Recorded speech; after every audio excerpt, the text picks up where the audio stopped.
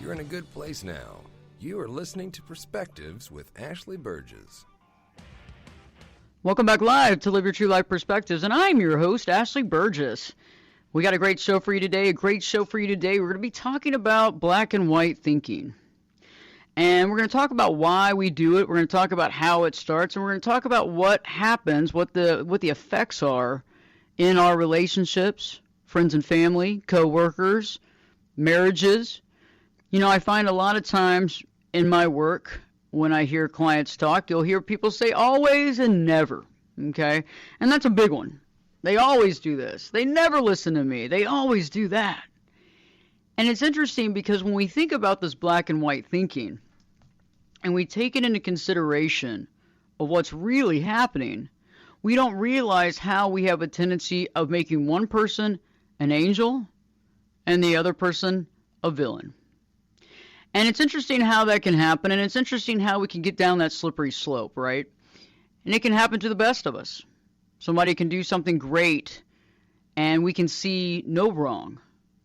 We see them as being an angel. They're heavenly. Everything about them is perfect. And then we can see one person, and they do one thing wrong, maybe a couple things that we don't agree with, and we see them as a villain. You know, that I know that a lot of times in our life, we have a tendency of creating that black and white thinking, because why did it start in the first place? Well, it started in the first place because of our childhood, right? Childhood is interesting. Everything was extreme as a kid. You remember when you were a kid, right? I mean, some of you probably are pretty young, probably younger than me, probably closer to being a child, right? I mean, I try to act like a child all the time. I mean, that's a big deal. And for the spiritual gurus out there, you know that's kind of an honor, right? But it's interesting because I look at it from a perspective that when we were kids, we wanted everything now. We were completely bored. You know, a road trip took what we thought was eternity, okay? And, you know, it was interesting because, you know, if somebody didn't like us on the playground, we were upset. We thought about it all day. We would go home. We would think about it at dinner. We would think about it, lament about it for days. It was very interesting. And I think that some of us were able to see as we grew up that we could see a gray area. There were shades of gray. Someone's not completely awesome and perfect, and someone's not completely a jerk. But sometimes we go back into that thinking because it's so, well, it's ingrained. I mean, I feel like it's completely ingrained to some degree, and until we actually get really mindful and start excavating that, it can be challenging. Now, some of you, on the other hand, are listening to this show, and you're like, whoa, wait a second, Ashley. Wait a second.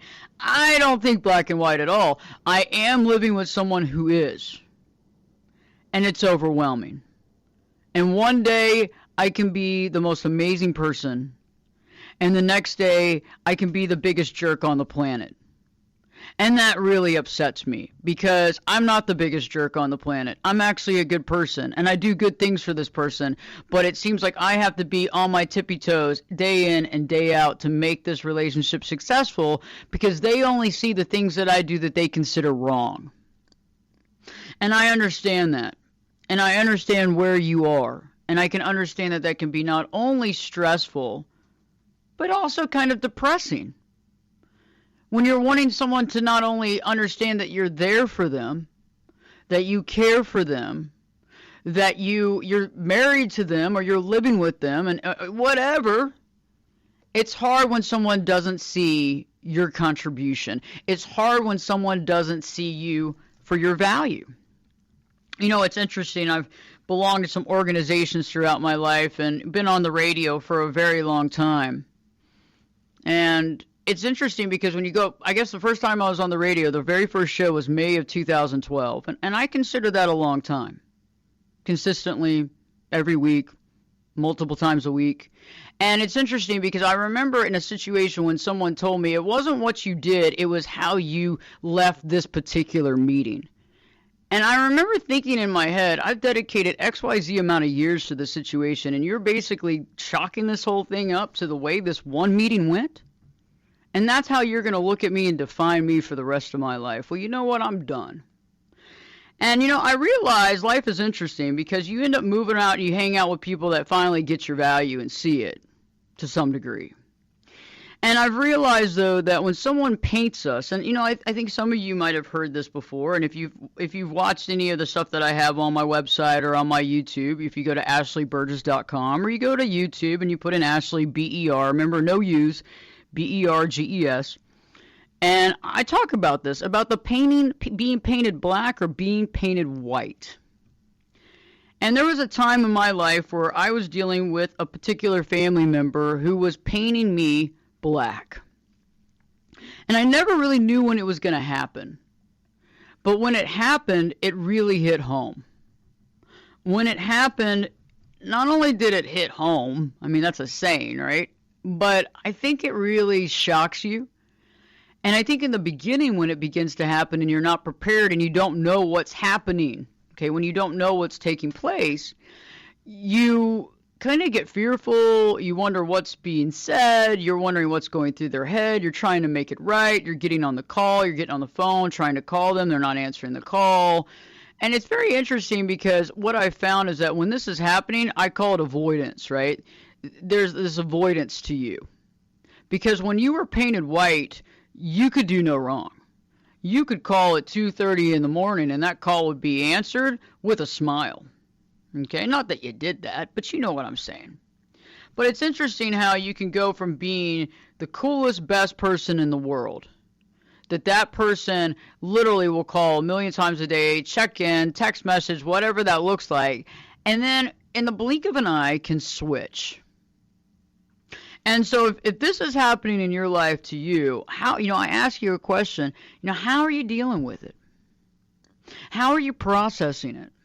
Have you brought it up to the person who's doing this to you? Have you brought it up and kind of shed some light on the situation? And it's very hard because it triggers us, right? It triggers us to be what? We go, okay, I got to defend myself. Let's talk about all the great things I've done.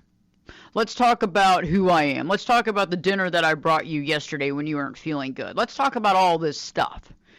And I find it interesting because I found that because this is such a old way of thinking as far as like when we were kids, right? Everything was extreme. Our friends were the best or our friends were our enemies. The teacher was amazing or the teacher was the worst teacher in the world. This is my favorite class or I can't stand this class. I never want to do this again. I hate math. I think that some of you might connect with that. Some of you might have hated English. I can't stand literature. This is horrible. But it's interesting because that goes back to that old school way of thinking, the way that we process. And so sometimes, even when we can be very mindful, so some of you out there are extremely mindful. Extremely mindful. So mindful that you're catching nuances, you're working on bettering yourself, you're catching things about yourself that you want to change, augment, work on. But occasionally, because of that old school way of thought becomes so, well, it's just kind of ingrained. It's almost like what I consider a programming, right? That sometimes it can slip between the cracks and we can begin to see somebody painted in a certain way.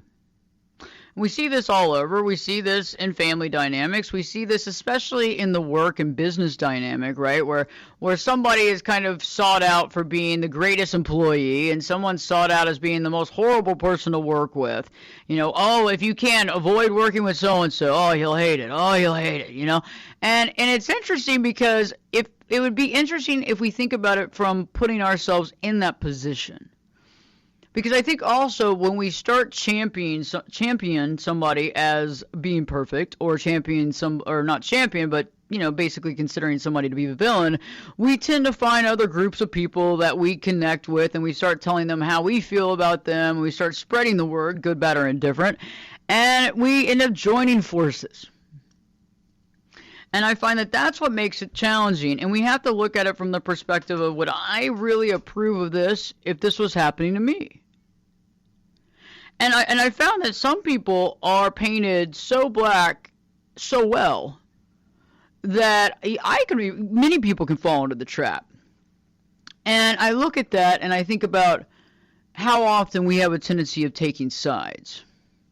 And it's interesting because the last few times that I was asked to take sides in some issues, I couldn't take the side because I wasn't there. I wasn't there to see what happened. Did I listen to the person that told me about the experience that they had? Yes. Did I evaluate how I felt about that experience, and did I evaluate about the information that was given to me about said experience? Yeah, I did. But I realized that there is perspective and then there is perception. And the reason why this show is called Perspective is that in order to have a clear perspective, we have to look through all other perceptions. We have to let go of the things that we were raised to do, and we create our unique perspective on life, right? That's why it's not called Perceptions with Ashley Burgess. So it's like when you're dealing with perception, you get into the slippery slope. What were they thinking? What were they thinking? Especially if you're dealing, let's just say you're dealing with two different people or two different groups of people.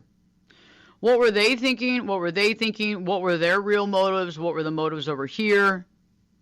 And the truth usually is somewhere, it might not be in the middle, but it's somewhere not on either side.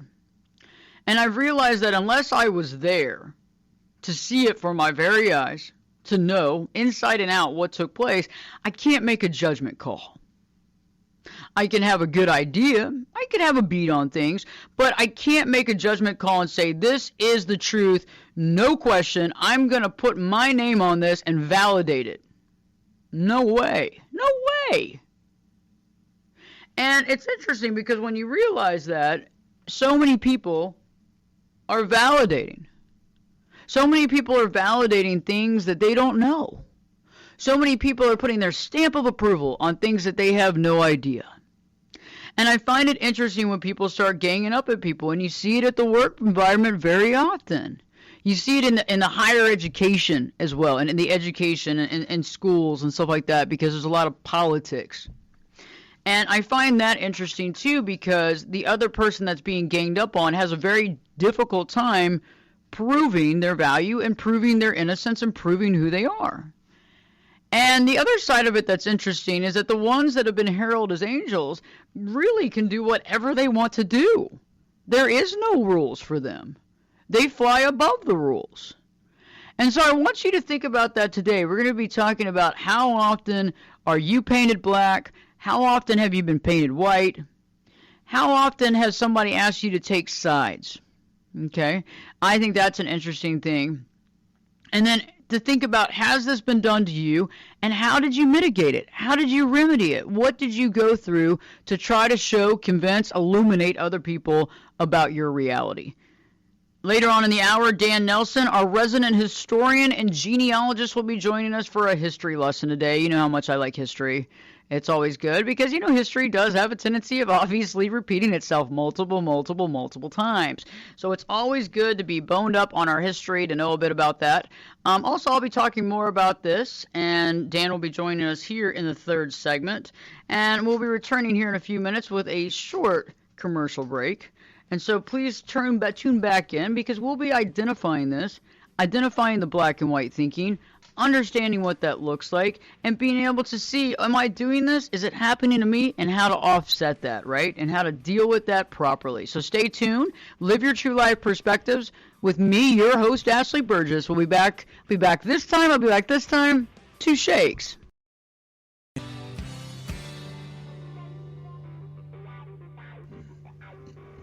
Get in here. You're listening to Perspectives with Ashley Burgess.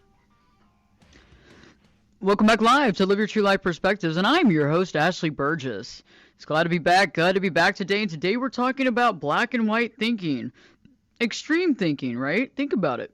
Always, never, perfect, horrible, best, and worse. I find it interesting when I hear people who speak a lot in these extremes. They have a tendency of being dramatic. They use a lot of drama to describe things, and that kind of dramatic way of talking, that extreme way of talking, can trigger a lot of people, quite honestly. If you're talking about their establishment, for example, like a restaurant or a hotel, and you're like, this is the absolute worst, that would trigger me. Or this is the worst song I've ever heard, or this is the worst, or this is the worst, or this is the best. And I found that really nothing I've ever seen in my life is either one or the other. It's kind of right somewhere in the middle. various shades of gray. It's like, when people talk about people and personalities and personality disorders and all kinds of different stuff, I say, I think that a lot of people have some symptoms, of different things. I don't think that one person has everything and some people have nothing. I think there's really on a scale, and it's about, being mindful of how we're thinking. It's about being mindful of who we are. And I find that a lot of times when someone is becoming an angel and has been painted white or has been painted black and has become the villain, it's hard to leave that post. And if you're considered the angel, that's not a bad post to be in. Now, it can backfire on you. It can backfire on you because nobody's perfect. You see what I'm saying? So eventually you're going to fall from that platform. And when you fall, it's probably going to hurt pretty bad. Because the person that's made you out to be the angel or the perfect or the perfection is not seeing you clearly. Now, how long that'll last, well, it's up to the person that sees this. It's up to the person that's perceiving you as that. A lot of people say, well, as long as I'm perceived as the best, as long as I'm perceived as the angel, then it's really not a bad deal. And it's like, well, yeah, in the process, in the beginning it is, but you also have to think about the concept that them perceiving that about you means that they have a clouded judgment in general about people. That means that they make a lot of black and white decisions and choices. That also means that at any point you could be demoted. The villain side really kind of sucks, though, because, it's really hard to get out of that. It's hard to get out of that because a lot of times when somebody is villainizing another person, they don't just do it themselves. They try to form a group, a hate mob, even if that's at the office, even if that's in the friend group. I mean, I know that a lot of you listening have a large friend group probably, and when one friend falls out of favor with one person, next thing you know, that person's horrible and everybody's talking about them. You know how it is. And it's interesting because that gossip turns into some pain. And the person that's being gossiped about doesn't know it or can't stop it. And it's painful because there's nothing they can do. Their reputation is tanking every single second of every single moment. And everybody's kind of decided that this person's a jerk. And that is a really terrible place to be at because to get out of the penalty box, right, to get out of that painted black box, it's challenging, difficult, and almost impossible. And so the reason why I've decided that this show is so important is that I feel like a lot of us may be either doing this unconsciously or having it done to us, and we don't realize it. And I want to bring this up for clarity so that whether you may be not focusing on what's happening, or maybe we just need to be more mindful, or on the other side, we need to be more mindful that somebody may be treating us this way and we need to act appropriately. Very important stuff. So we'll be talking more about this when I return. Dan Nelson's going to be joining us, our resident historian, our genealogist. As I say, history repeats itself, and it's all about the history perspective. So stay tuned because Live Your True Life Perspectives with me, your host, Ashley Burgess, will be back in. Well, I'll be back this time in 2 shakes.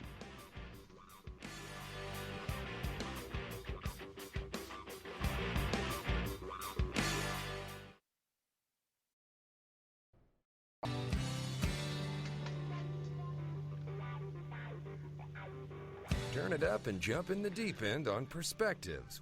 Now, here's Ashley. Welcome back live to Live Your True Life Perspectives, and I'm your host, Ashley Burgess. On today's show, we've been talking about black and white thinking, about always and never, perfect and horrible. And, a lot of us find ourselves, we think this way sometimes, and we don't realize the fact that we think that way. We don't realize the fact that we are thinking that or creating that in our own head. And a lot of times it's interesting because I find that also we don't also realize when other people are doing that to us.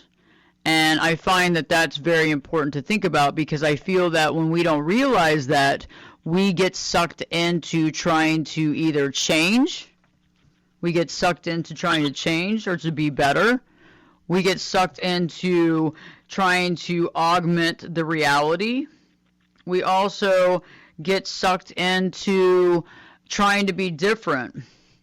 And And I feel that that becomes an issue because we aren't being honest with ourselves.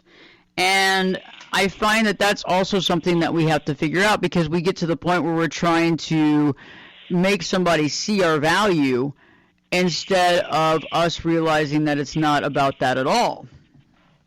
And I think that is so important to really think about.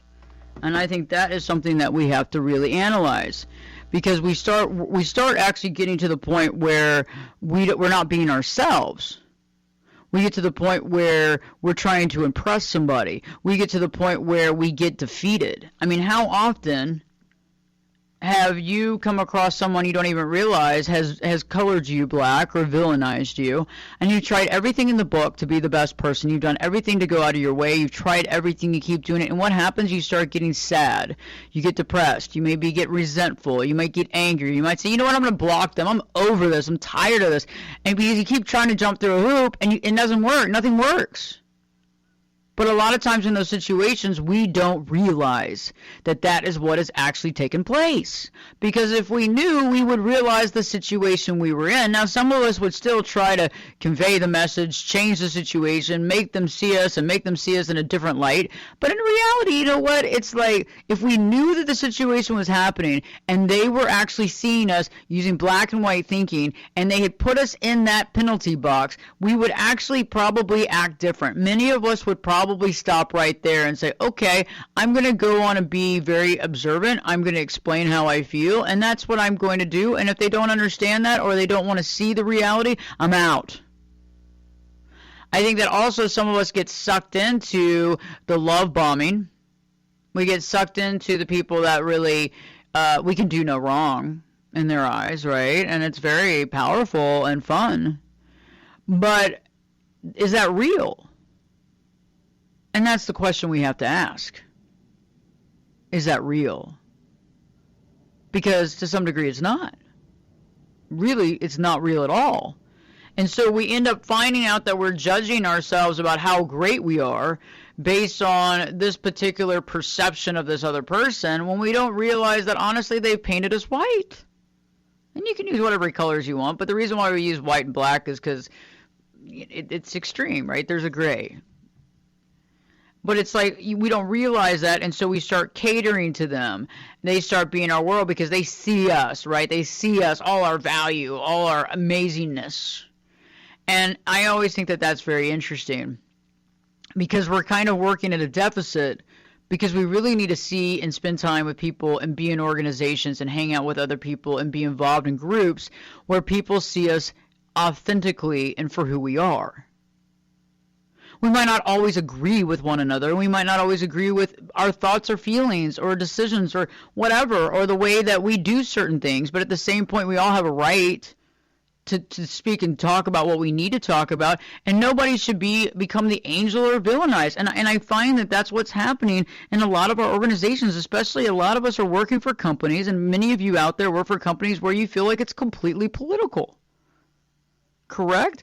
And maybe you even have a group of friends that you really enjoy, love hanging out with, but that one person keeps talking about you, or that one person keeps sharing with everybody else about how you did this wrong or how you did that wrong. And it seems like the last few times that you've hung out with folks, it wasn't very cool, and you kind of felt like an outsider. And you're like, well, maybe I don't have any friends. Maybe COVID really screwed up my friends thing, and I just need to go find another group of friends. And that might be the case. I'm not arguing that. But it's nice to be able to see it for what it is. You know, we have to realize it's happening, so we have to be mindful of it actually taking place. We have to be mindful of the fact that it's actually happening. We have to be mindful of it. We can't get into the blowing of smoke when it's really a positive thing and start seeing that as reality. See, that's one of the hardest things to see. We can see when someone is painting us black, but can we always see the other side of it? Can we always see the other side of it when someone's kissing your butt? Can you see it? I don't know. And, you know, I also feel like we also, when this is happening, the other person's not really seeing our value. Even if they're painting us white, they're seeing what they want to see, and they're taking that in directly related to how they're coloring who we are. It's not based on ability. It's not based on, you know, what we've contributed. It's not based on our being, like the internal being of us. And I think that's something that we have to gauge.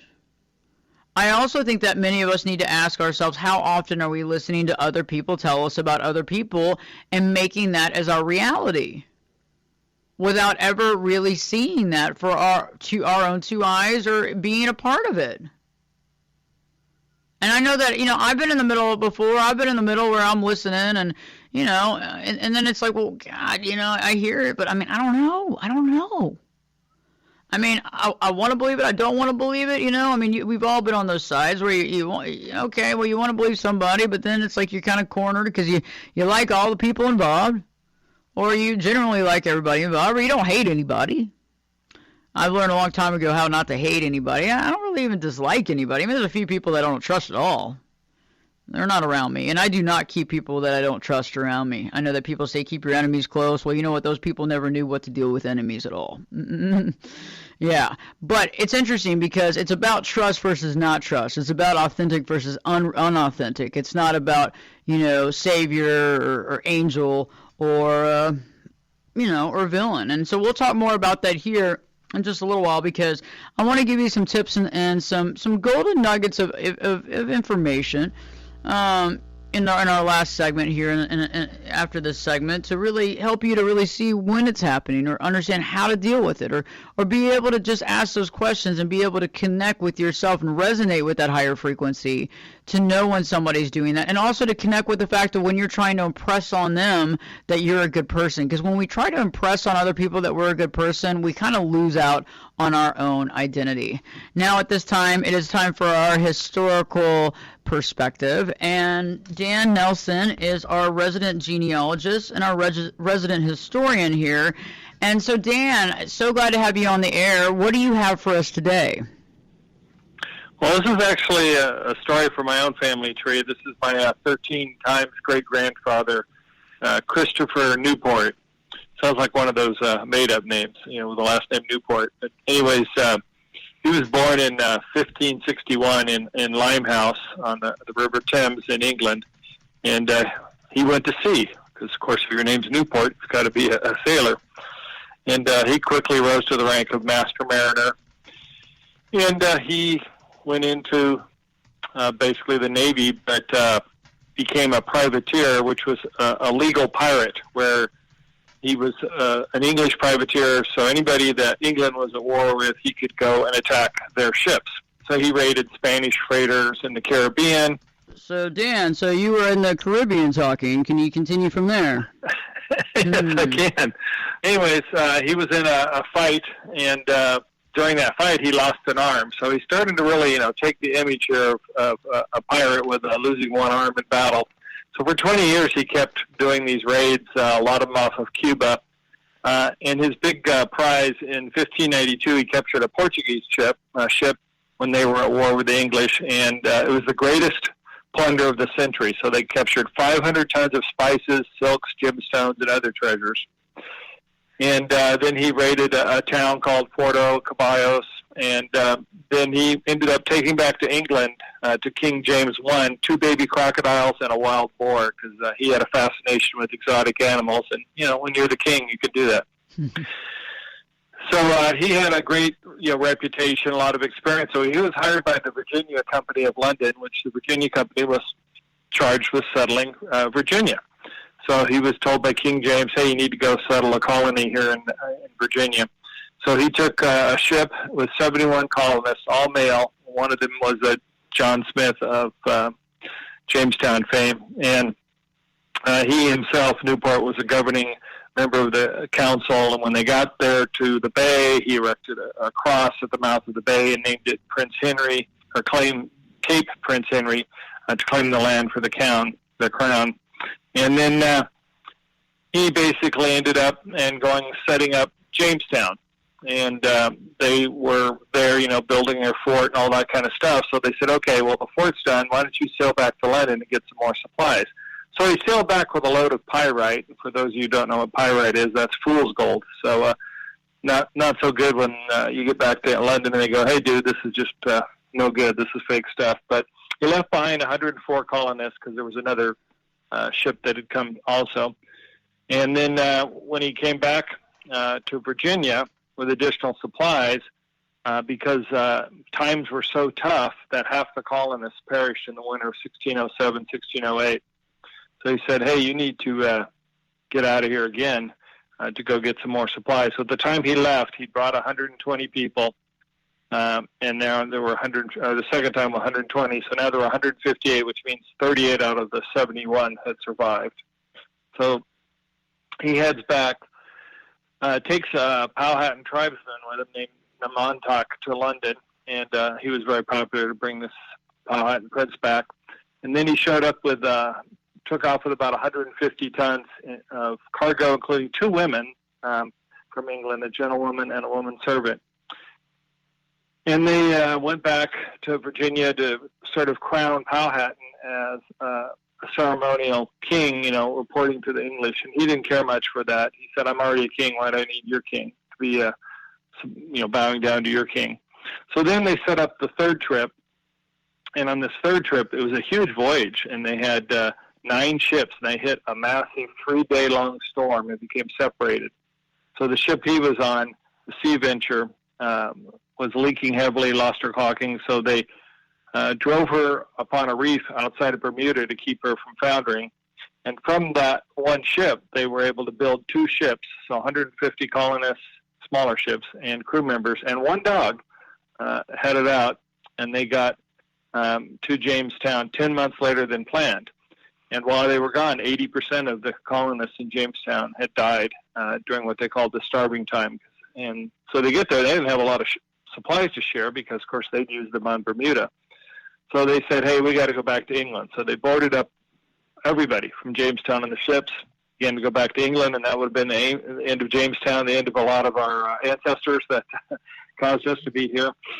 And as they were going down the channel, they met a supply mission coming up, the 4th one, headed by a new governor, and said, hey, no, turn around, we're going to stay here. So that was the end of Newport. Returned back to London. He was done with Jamestown at that point. He joined the Royal Navy again and became a sailor for the English East India Company, commanded his 12th voyage of the company to the Far East. And then he was in South Africa as of 1617, and then sometime after that he died in Java, a part of Indonesia, of unknown causes. So this Christopher, without him and him leading those 3 supply voyages, there would have not been a Jamestown. And it was definitely one of those deals where, you send 5 so that maybe 1 out of the 5 makes it. I mean, nobody did that math originally, but that's sort of what happened to eventually, lead to the successful settlement of Virginia. So quite a life as a mariner, and ended up dying on one of his voyages. Very interesting. East India Company, and I know that a lot of us are probably familiar with Pirates of the Caribbean and what have you. And obviously, Dan, you have brought this to life for us. And very interesting, all the experiences that he had. I think this is amazing. And Dan, I really love what you share with us. I think it's, as we know, history is so important, and it really does shape the world that we live in, and the more that we know, the better we are, right? So stay tuned. When we return, we talk more about mindfulness, how to catch the process of black and white thinking, how to catch it in yourself, how to catch it with other people, and what you can do to basically, set yourself free with this situation, because, we don't have to play into that game any longer. Stay tuned. Live Your True Life Perspectives with your host, me, Ashley Burgess, will be back in. I'll be back this time in 2 shakes.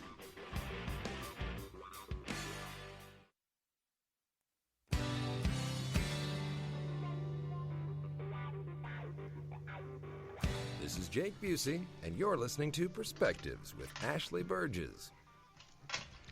Welcome back live to Live Your True Life Perspectives, and I'm your host, Ashley Burgess. On today's show, we just got done with Dan, which was a really great story, by the way, and I don't know if you've ever watched the Pirates of the Caribbean and the East Indian Trading Company and all that stuff. It's really interesting that a lot of this is actually real. No, obviously not the Johnny Depp part, but it was very interesting, and I really like to connect with history because it is powerful, and when we know our history, that's why it's very interesting to have, because it arms us with the knowledge and the wisdom we need to do things better in the future. And so we've been talking about black and white thinking. We've been talking about always and never, perfect and horrible, best and worst.